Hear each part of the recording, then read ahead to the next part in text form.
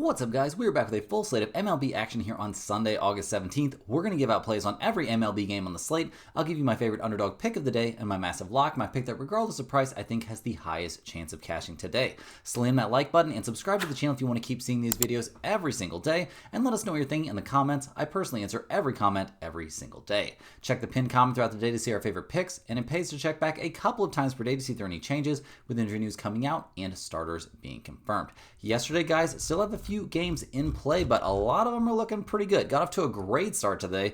We had Toronto at -140, an absolute blowout, 14-2 win behind a good start there from Lauer, and Corbin getting absolutely obliterated. Always a great time to see the Blue Jays offense going nuts and firing on all cylinders when you've got them at the top of your card. We also had the Mariners at -130. That was a bit annoying. A 3-1 loss. Wu was actually very good over his 6 innings as predicted, but the Mariners bullpen was not up to their normal standard, and the Mets actually got a great day there from their pitching staff, but continued to struggle at the plate. But regardless, we don't cash that one. We bounce back quickly though with a win there on the White Sox Kansas City Royals under 9.5. A 6-2 win there for the Royals, so our under comes in without too much of a sweat. Lorenzen was actually very good over his 4 innings, a great sign for Royals fans there. And while the White Sox had a pretty bad time on the mound, neither team could really go nuts at the plate, so we'll get the win on that one. Now, we still have the Tigers live at -115. They're in the bottom of the 9th inning with 1 out already, and they're up 8-5. So I'm expecting them to hopefully find a way to close that out. We've got the Tampa Bay Rays still going at +110 as our dog of the day. That game's still scoreless in the bottom of the 6th inning, so we'll see if they can figure things out. And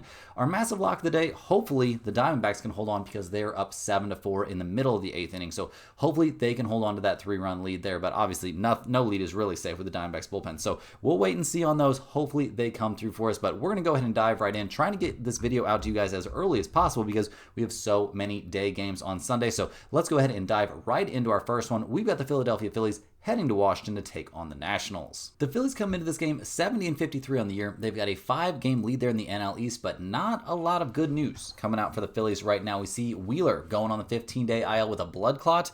That's sketchy. That could be pretty bad. We'll see when he makes his way back. They've lost 4 out of their last 5 games, including 2 out of the first 3 in this series. They got shut out yesterday 2-0, so they're looking for a big bounce back here going with Aaron Nola on the mound. He's 1-7 this year, a 6.16 ERA.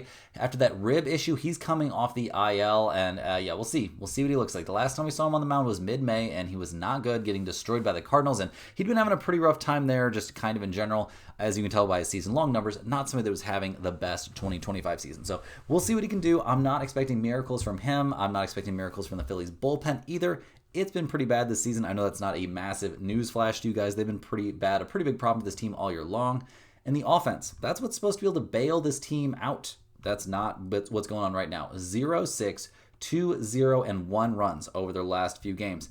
Kind of embarrassing for a team that's supposed to be so good at the plate, so just loaded with veteran hitters. They're 10th in the majors in runs scored, 7th in batting average, 10th in slugging percentage, but by golly, they're not swinging the bats like that right now. So we'll see what they do in this game against the Nationals, who have won 3 out of their last 4. They're going to hand the ball in this one to Mitchell Parker. This team's been playing well despite being out of the hunt. Mitchell Parker's 7-13 on the year, a 5.55 ERA. His last time on the mound, 5 1/3 innings pitched, gave up 2 hits, but 5 earned runs. Gave up a home run and walked 3 in that game, and the Royals win that game 8-5. So not the best look recently for Mitchell Parker. He's had some good outings this year, but not looking amazing at the moment. We'll see what he can do here against the Phillies, but I don't know, maybe he's catching them at the right time. The Nationals bullpen, atrocious, a 5.81 bullpen ERA, the worst bullpen in the majors.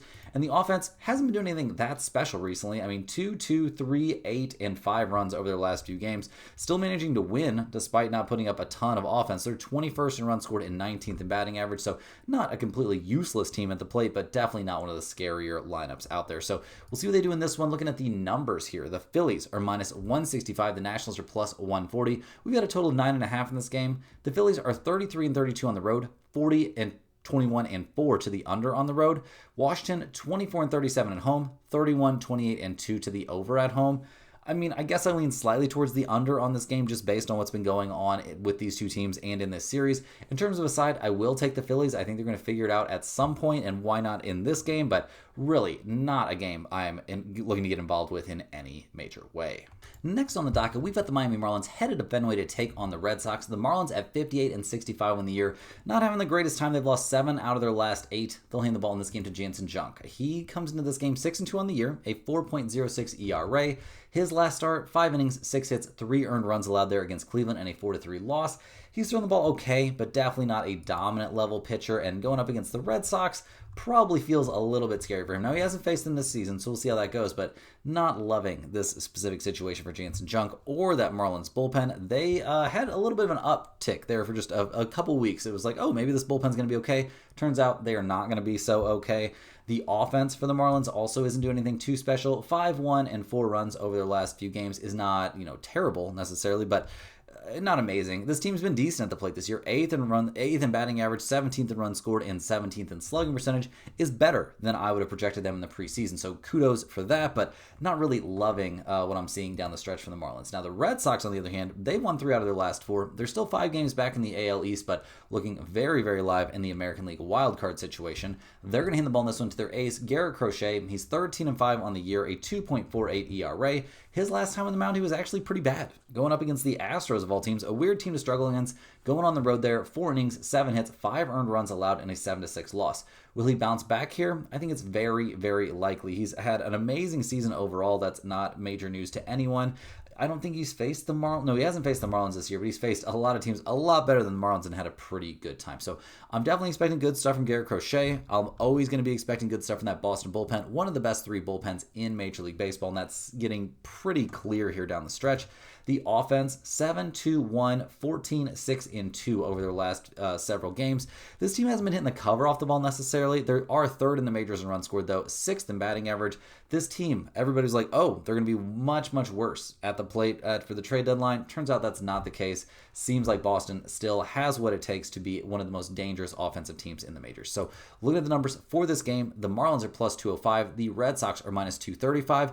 Totals out there of 8.5 or 8. Miami's 30-34 on the road, 32-30-2 to the over on the road. Boston's 41-22 at Fenway, 33-28-2 to the under at Fenway.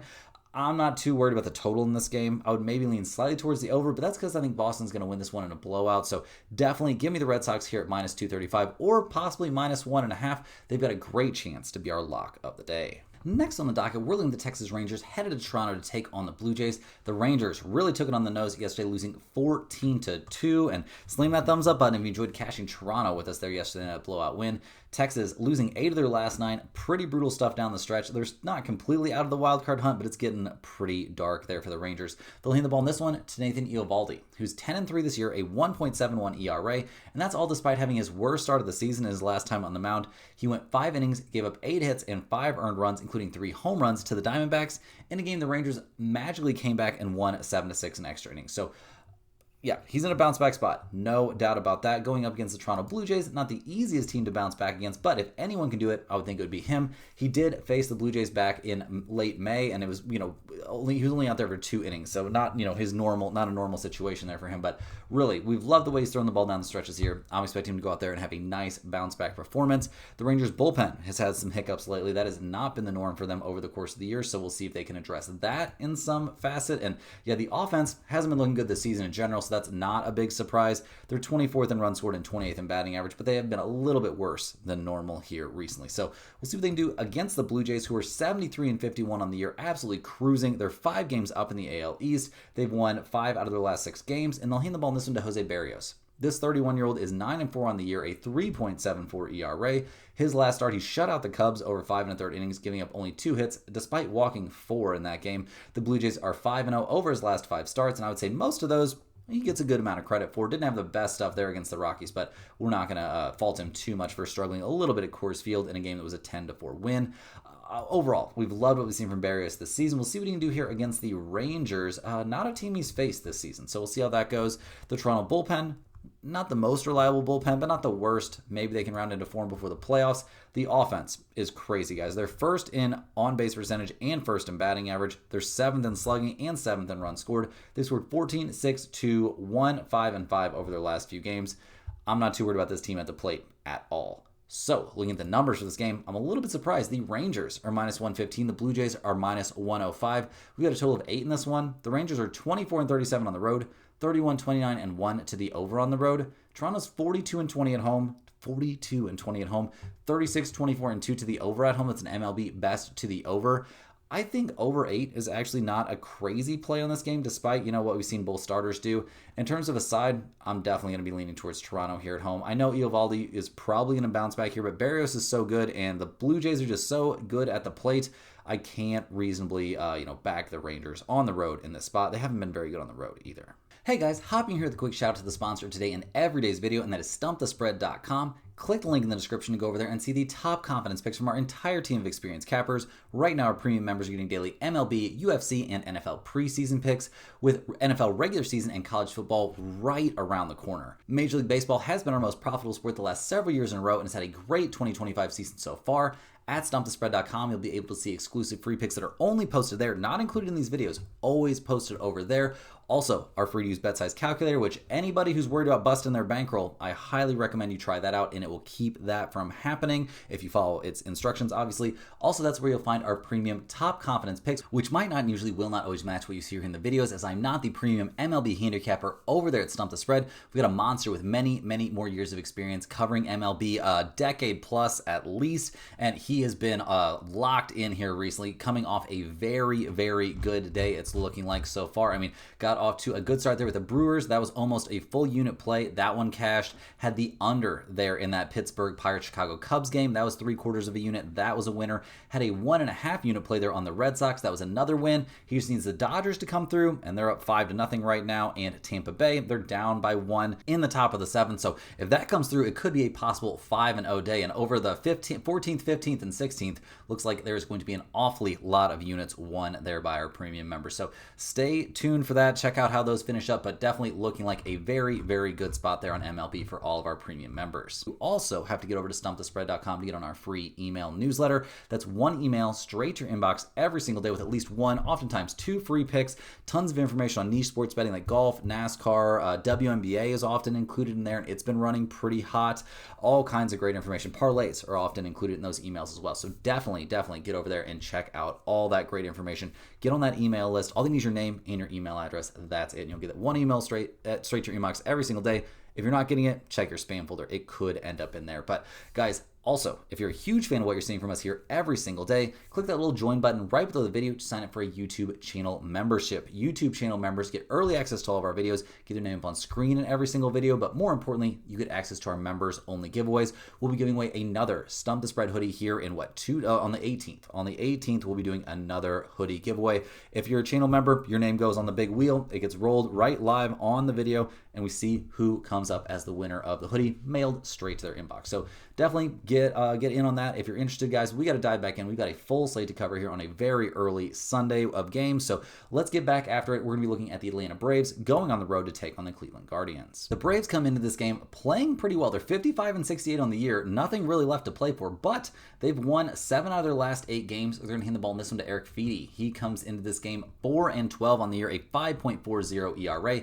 Yeah, bud, you're going to have to be better than that if you want me to pronounce your name correctly. The last time he was on the mound, 5 innings, 5 hits, 4 earned runs there against the Marlins. Not the worst outing, and we do see the Braves eventually win that game 8-6. So honestly, he's thrown the ball well enough since coming over from the Cardinals to probably save his career, but we'll see what he does down the stretch. Not somebody that I'm very high on. The Atlanta bullpen, also not super high on them, although they have been a bit better recently. The offense, 10-2-4, 11-5-7 over their last few games is nuts for a team that's really struggled at the plate this year. They're 19th in runs scored, 20th in batting average, so it seems like this team hasn't completely given up, obviously, but definitely they haven't been up to the standard they would have hoped for this year. So we'll see what happens down the stretch to them. Now they're taking on the Guardians in this game, who are 63-59 on the season. They've actually lost 3 out of their last 4. This is a team with playoff aspirations for sure there in the wild card, and it's not going great at the moment. They'll hand the ball to Logan Allen in this one. He's 7-9, a 3.94 ERA. His last start, 5 innings, 4 hits, 3 runs, 2 of which were earned there against the Marlins. He also walked 4 in that game and has walked 4 in each of his last 2. So maybe some control problems popping up here for Logan Allen. That's not ideal. The Guardians bullpen has been excellent this year. A 3.58 bullpen ERA has them in the top 5 in the majors.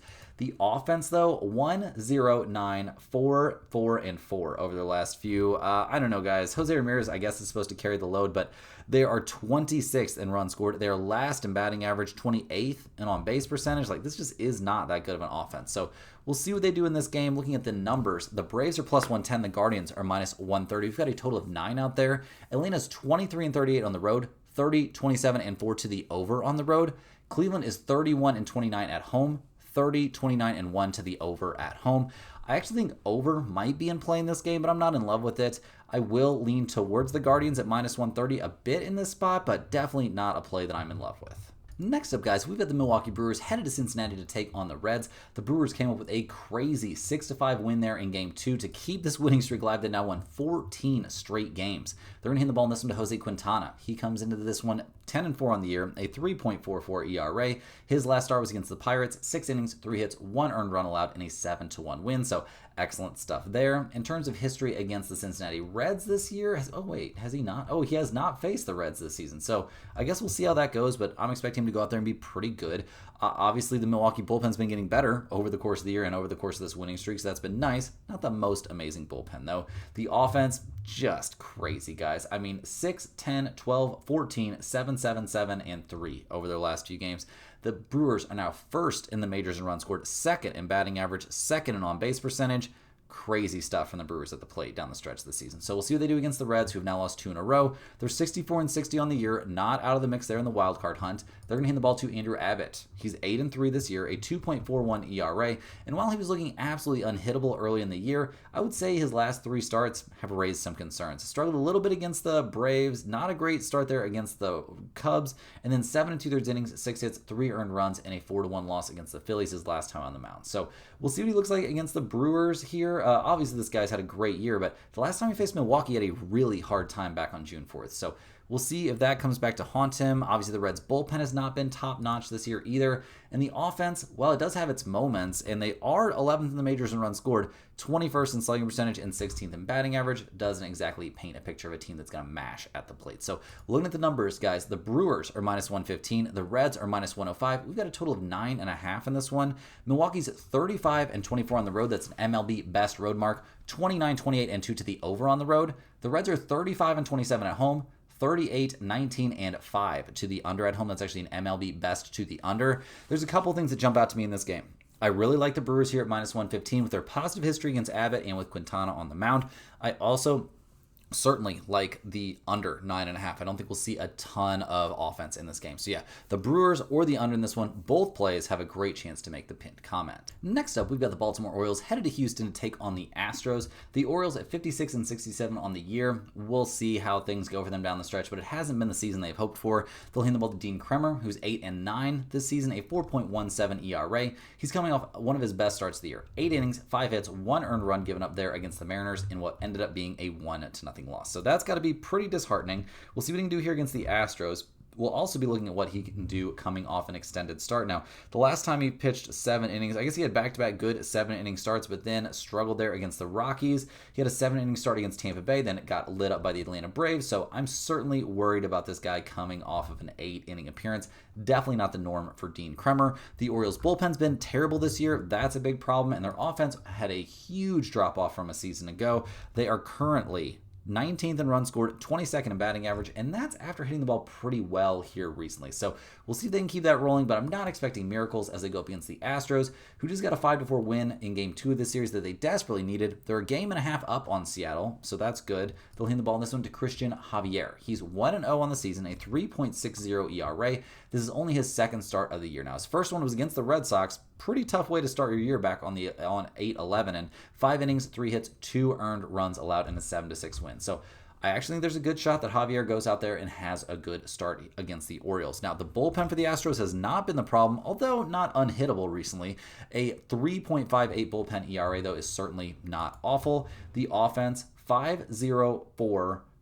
1-7-7. I mean, not an offense you can really depend on necessarily. They are third in batting average and 9th in on-base percentage, but yeah, I mean, I like this team at the plate a little bit, not a lot. So looking at the numbers for this game, the Orioles are plus 115, the Astros are minus 135, a total of 8.5. Baltimore is 26-36 on the road, 40-20-2 to the under on the road. That's actually an MLB best to the under. Houston's 37-26 at home, 34-27-2 to the under at home. So I do think under 8.5 is in play in this game. I'm not in love with it though by any stretch, so let's not take that one to the bank. But I do like the Astros at -135. I think Kremer's in for a pretty bad outing after an extended start his last time on the mound. I think that translates into the Astros having a pretty good time at the plate, and that should get them the win. Next up, we got the Chicago White Sox headed to Kansas City to take on the Royals. The White Sox are 44-79 on the year, coming off a 6-2 loss there yesterday. So slam that thumbs up button if you enjoyed cashing the under with us there on the White Sox Royals game. Now they're going to hand the ball in this one to Davis Martin. He is 4-9 on the year, a 4.17 ERA. His last start, 5 innings, 5 hits, 3 earned runs given up against Cleveland in a 6-4 win. He's been okay over his last 5 starts. Definitely not great, but he's been all right out there. We'll see what he does against the Royals. He faced the Royals back in early June. It was actually very good. 6 innings, 5 hits, 2 earned runs. So definitely a positive there for Davis Martin. We'll see if he can run it back this time. The White Sox bullpen's been very solid this year, a 3.76 bullpen ERA, definitely overachieving based on their expectations.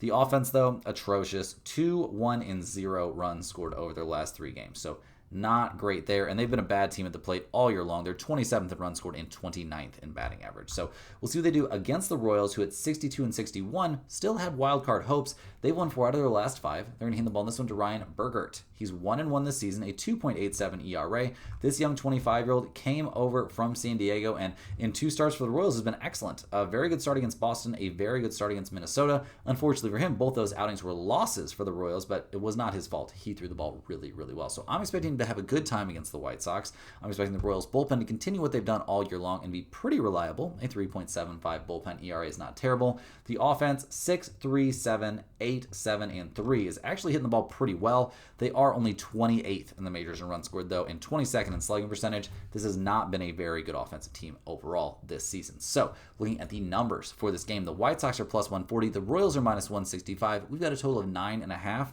The White Sox are 18-42 on the road, 35-22-3 to the under on the road. The Royals 31-29 at home, 35-24-1 to the under at home. A total of 9.5 feels like a gift in this game, guys. We're definitely taking under 9.5 here. That's going straight to the pinned comment, no doubt about it. Now, with the side in this game, I will take the Royals to run it back here at -165 and get the win, but I think the under is by far the better value. Next up, guys, we've got the Detroit Tigers headed to Minnesota to take on the Twins.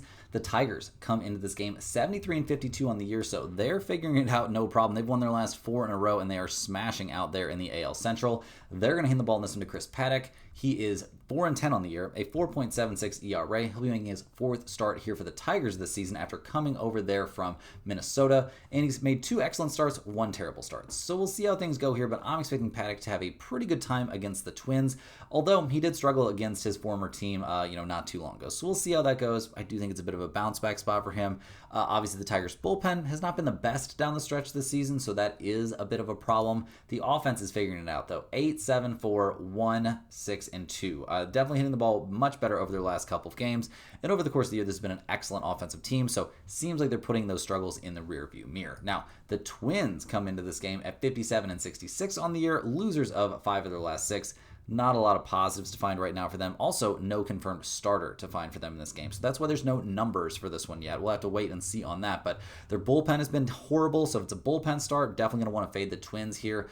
Their offense has not been amazing either.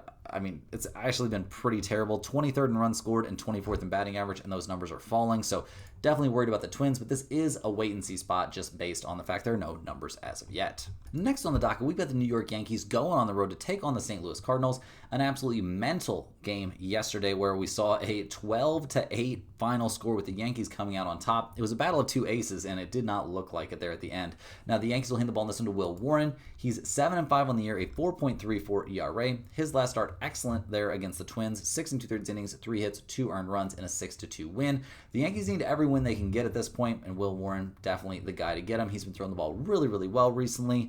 The bullpen for the Yankees, not the best bullpen in the majors, I'll tell you that. A 4.25 bullpen ERA.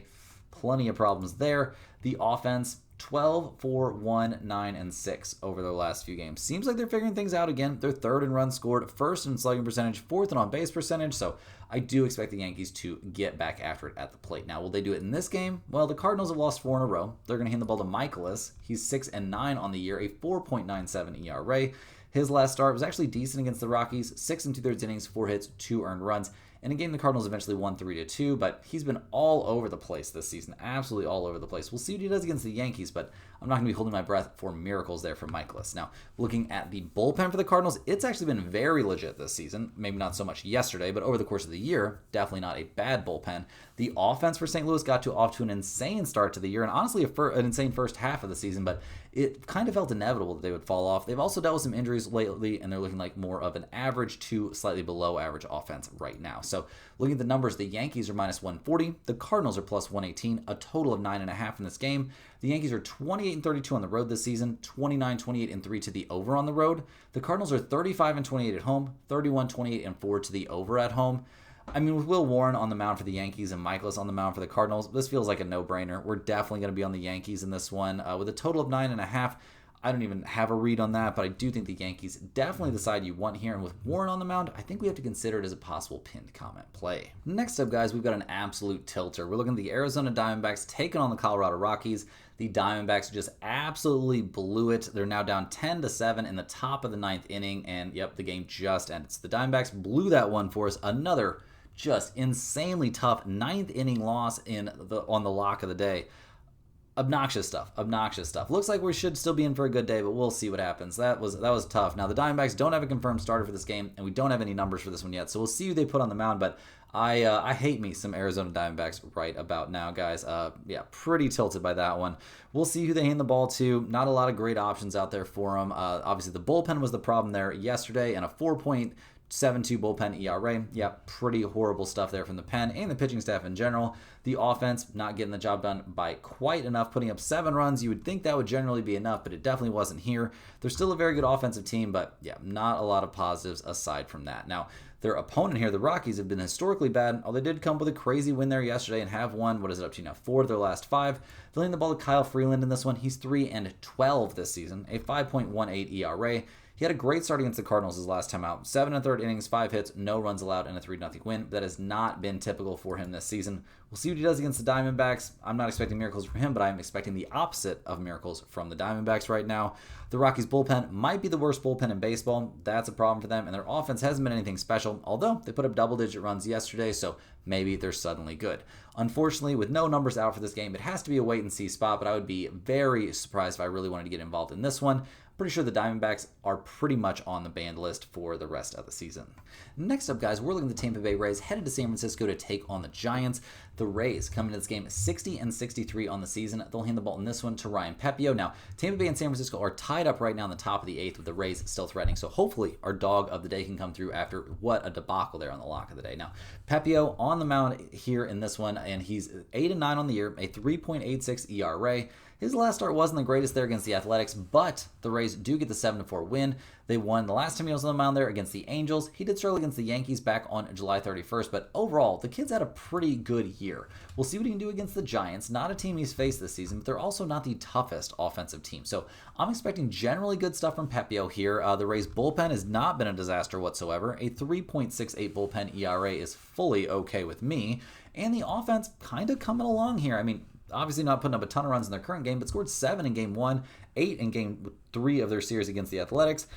They are due to come back, guys. It's been a long, rough road for this team at the plate after looking like a top 5 offense, potentially. They're down to 13th in runs scored and 9th in batting average, but it seems like that slump might be over. So we'll look at what they can do here on the road against the Giants, who have had a rough time, losing 6 in a row coming into Game 2 of this series. We'll see what happens in this one as they hand the ball to Logan Webb, who's 10-9 on the year, a 3.34 ERA. He's supposed to be an ace, but hasn't looked that ace-like recently. He did have back-to-back good starts against the Pirates. Okay, congratulations, I guess. But his last time on the mound gave up 8 hits and 4 earned runs over 6 1/3 against the Padres in a 4-1 loss. So we'll see what he does here against the Rays. Obviously not a pushover at the plate, and I don't believe he's faced Tampa Bay this season. So we'll see how it goes. Logan Webb, not my favorite guy on the mound right now. Now, the Giants' bullpen is a different situation. They've been excellent, no question about that. One of the best 2 bullpens in the major leagues this season. But the offense, while they've been swinging the bats a little bit better, scoring 6 in their last game. I mean, 6, 1, 1, 1, and 0 is not great.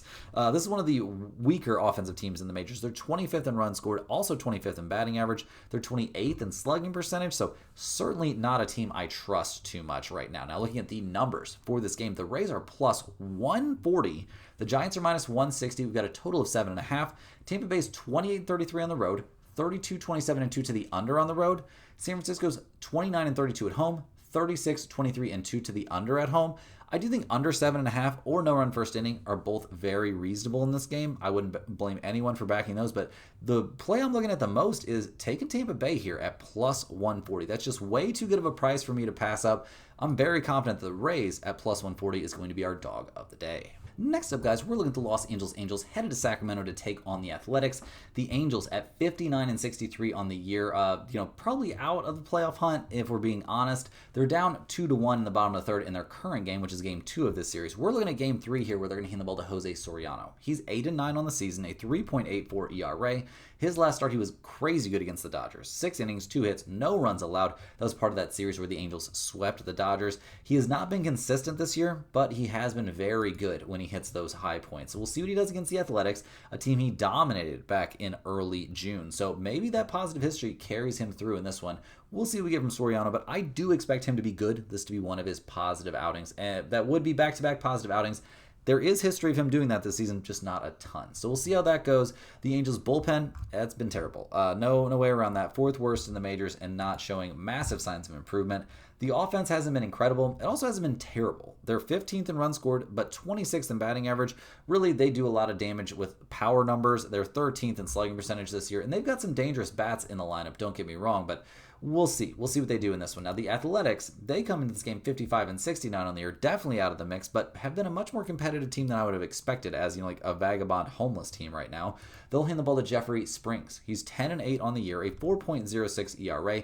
He's coming off one of his worst starts here in recent memory. 3 1/3 innings, 7 hits, 4 earned runs surrendered there against Tampa Bay. Not really what you're looking for. So we'll see if he can bounce back. He's got great history recently. He's been throwing the ball really, really well. In terms of history against the Angels this year, he faced them back in early June and was mediocre. 6 innings, 5 hits, 4 runs, 3 of them were earned, and gave up a home run. So we'll see if he can bounce back a little bit from that. Obviously, the Athletics bullpen's been horrendous, one of the worst bullpens in the majors.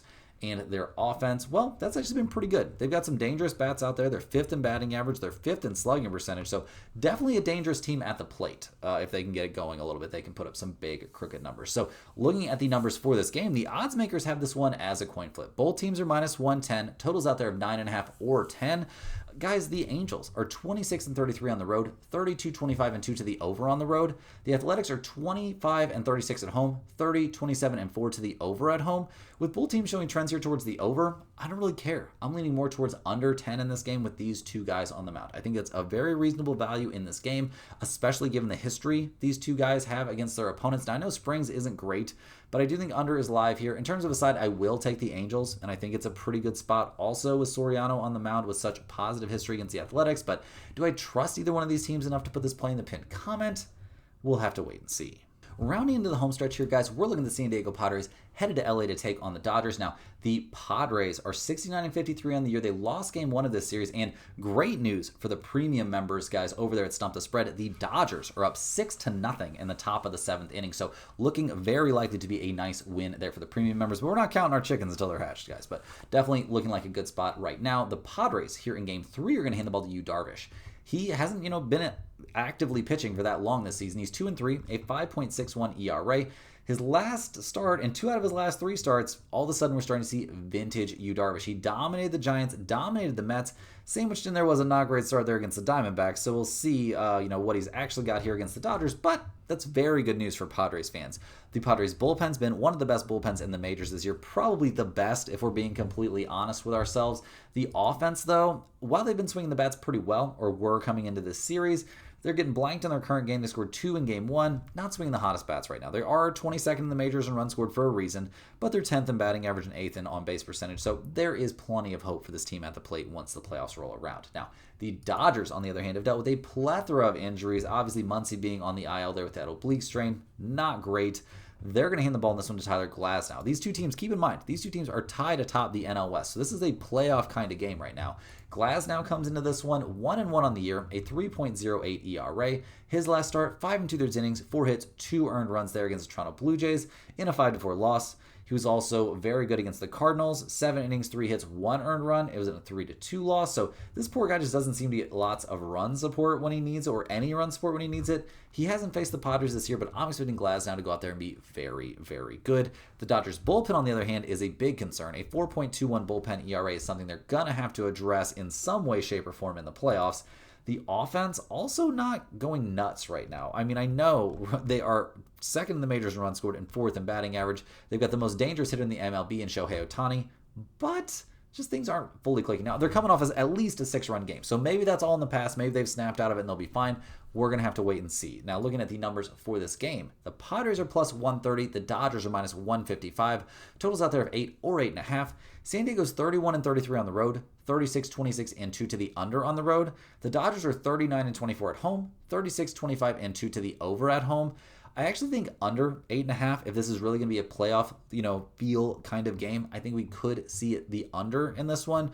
I don't love that spot necessarily. In terms of a side, I'm going to lean just slightly. And this is a small lean towards the Padres getting plus money. Just based on the fact Glasnow never gets any run support. Darvish has been looking really, really good recently. So maybe we see those two things collide and the Padres come away with, a low scoring like 3-2 win or something like that. But their bullpen is a massive strength also, which helps. But their offense is so bad, this is going nowhere near the pinned comment. Last but not least, guys, we're looking at the Sunday night baseball matchup between the Seattle Mariners and the New York Mets. Now, the Mariners at 68-56 on the year, they are a game and a half back in the AL West, trying to chase down the Astros out there. Losing 3 out of their last 4 is not helping. They'll hand the ball in this one to George Kirby. He's 8-5 on the year, a 3.71 ERA. His last start, lights out. 7 innings, 3 hits, no runs allowed, struck out 7 and walked 0 in a dominant 1-0 win there against the Baltimore Orioles. Honestly, his last 4 starts have all been amazing. Let's keep in mind, though, the starts were against the Orioles, the White Sox, the Rangers, and the Angels. So not exactly a murderer's row of opponents there, but we'll see if we can keep it rolling here against the New York Mets, who up until, just in general, haven't been hitting the ball incredibly well. So we'll see what he does. Obviously, the Mariners' bullpen's been decent, a 3.69 bullpen ERA. Not a huge concern on a nightly basis, but not infallible. The offense coming off a 1-run game, not great. They scored 11 in game 1 of this series and then 1 in game 2. So looking for a little bit of a bounce back. Cal Raleigh, 46 home runs, 100 RBIs. Crazy work there. The Mariners are 9th in the majors in runs scored, and 11th in slugging percentage. Insane improvement year over year for them at the plate. So we'll see what they do up against the Mets in this one. 65-58 on the year. We'll see what happens down the stretch. They're 5 games back of the Phillies in the NL East, but it's not like the Phillies are playing great. They're going to hand the ball to Clay Holmes in this game. He's 9-6 on the season, a 3.71 ERA. His last start, he got obliterated there by the Braves, but it didn't matter because the Mets scored 13 runs and won that game 13-5. We'll see what he can do here against the Mariners. Over his last 4 starts, I would say 3 of those starts were excellent. In terms of history, like I said, against the Mariners, he has none this year, so we'll see how that goes. The Mets bullpen, not looking so hot down the stretch. A 3.86 bullpen ERA, not what the doctor ordered there. Offensively for the Mets, 3-9, 3-6, 13, 6, 4, and 2. They're just not as good at the plate as they should be given the names on their lineup. They're 14th in runs scored, 21st in batting average. I don't know, guys. I don't think they thought Juan Soto was going to come out and hit 30 home runs, about 252 this year. I know that's not terrible, but it's not $1 billion good. So looking at the numbers for this game, the Mariners are minus 125. The Mets are plus 105. Totals of 8 or 8.5 out there. The Mariners are a 500 road team. They're 33-28-1 to the over on the road. The Mets are 40-24 at home, 31-30-3 to the under at home. This is a tough spot. I'm going to lean a bit towards the under because I like both these pitchers in this specific situation.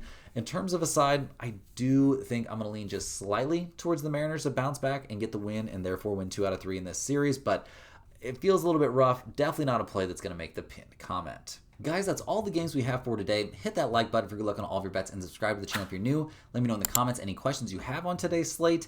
Thanks for watching. Click the link in the description to check out those red hot premium picks over there at stumpthespread.com and to get on that email newsletter. It's great information straight to your inbox every single day. You definitely want to be taking advantage of that. Guys, we're going to see you right back here on Monday, same time, same place for more sports betting action.